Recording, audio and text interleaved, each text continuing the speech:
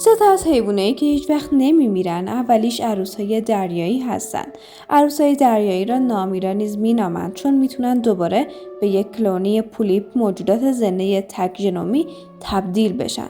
با سپری شدن سالهای عمر عروس دریایی این موجود در نهایت در کف دریا آرام میگیرد و تبدیل به یک پولیپ میشود. این پولیپ ها تخم‌ریزی میکنند و از آنها عروسهای دریایی جدیدی به وجود میآید که از نظر ژنتیکی یکسانند.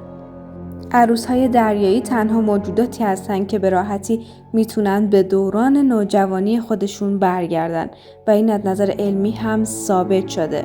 عروسهای دریایی هیچ جوره آسیب نمیبینن. اگر اتفاقی براشون بیفته میتونن به راحتی خودشون رو بازسازی کنن. عروسهای دریایی نوعی ماهی نیستن. ماهی ها موجوداتی مهره‌دار هستن که در آب زندگی میکنن و از طریق آبشش‌هایشان تنفس میکنن. اما عروسهای دریایی جزء موجودات بی‌مهره هستن، به این معنی که هیچ ستون فقراتی ندارند و اکسیژن درون آب رو از طریق پوستشان جذب می‌کنند. می‌دونستید که عروس‌های دریایی حتی قلب و مغز هم ندارند؟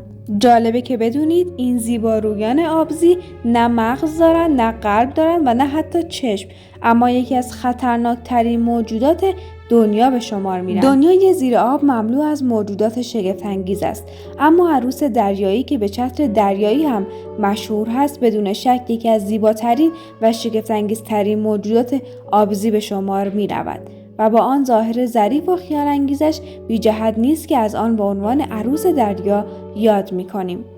دومین گروه از حیوانایی که هیچ وقت نمیمیرن حلزونا هستند. این حلزونا جزء گونه‌هایی هستند که بیش از 400 سال عمر میکنند. طول عمر بالای آنها به گونه‌ای است که سلول‌های خود را جایگزین میکنند.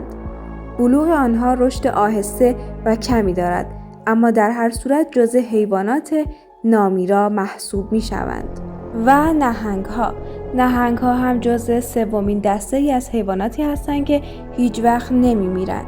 این نهنگ ها جدا از سایز بزرگی که دارند می توانند تا بیش از 100 سال زندگی کنند. راز زنده ماندن طولانی آنها هم این است که می توانند اعضای بدن تخریب شده خود را بازیابی کنند، از رشد سرطان جلوگیری کنند و بدون اکسیژن هم در مدت زمان طولانی دوام بیاورند.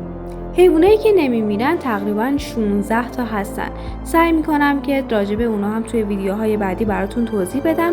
ممنون میشم که کانال رو سابسکرایب کنید و ویدیوهای بعدی رو ببینید و حمایت کنید. مرسی که ویدیو رو لایک میکنید. در ادامه ازتون میخوام که کمی به صدای نهنگ ها گوش بدید و حسی که از این صدا دریافت میکنید رو توی کامنت ها بهم بگید.